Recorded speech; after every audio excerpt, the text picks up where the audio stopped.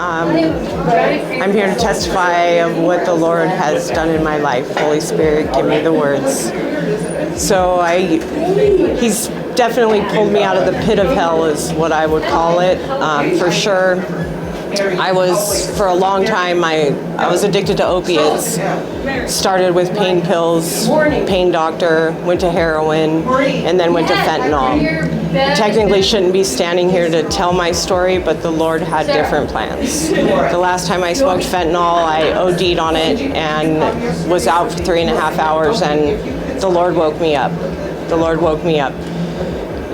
Went to detox and set me on a different path, but yet I was still walking in sin. I was still smoking marijuana, which I had done since I was 12 years old, cigarettes, and taking a substance called Kratom, which is like a gas station heroin is what they call it. First time I came to the Deliverance Center was in September of last year, and was radically set free and delivered from Kratom, marijuana, and cigarettes.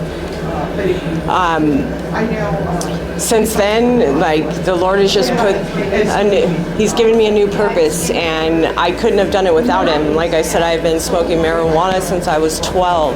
I thought I would always do that, even as a Christian. I was saved, I was baptized, but I wasn't aware that I needed more. I needed deliverance, because these demons were rearing up like every couple years, and I would relapse.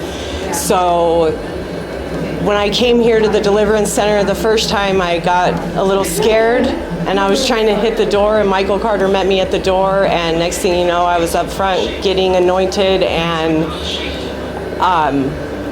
being set free, and I walked out of here a different person. Then I haven't smoked marijuana, cigarettes, or done Kratom since then, and it's just been a radical, like completely radical change. All glory to God. He definitely had a purpose for my life. He set me apart for His work, and I'm just so grateful. I'm so grateful to be here.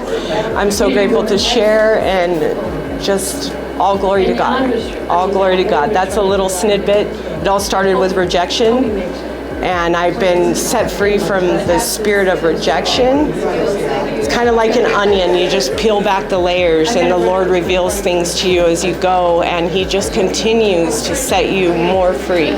So that's kind of a little bit of my story, but thank you for letting me share. Hallelujah. And tell about the healing. Oh, and Monday night I go to the Deliverance Masterclass with David Baldwin, and Monday morning I woke up and couldn't lift my shoulder past here. I couldn't even type with my hand.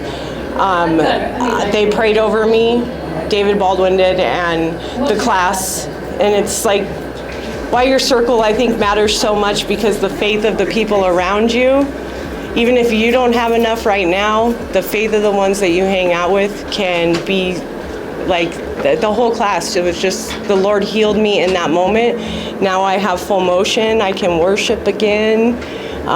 So yeah, I had a great healing there. I mean, not to mention all the things He healed me from on the inside, but yeah. So thank you. Hallelujah. Hallelujah. Thank you, Jesus. In Phoenix, Arizona, I learned the flame could burn a name right off my face.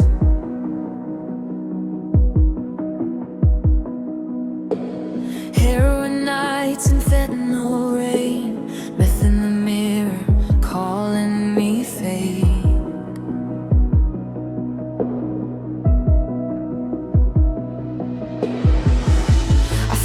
My wreck like it was a friend, self-sabotage with a silver spoon.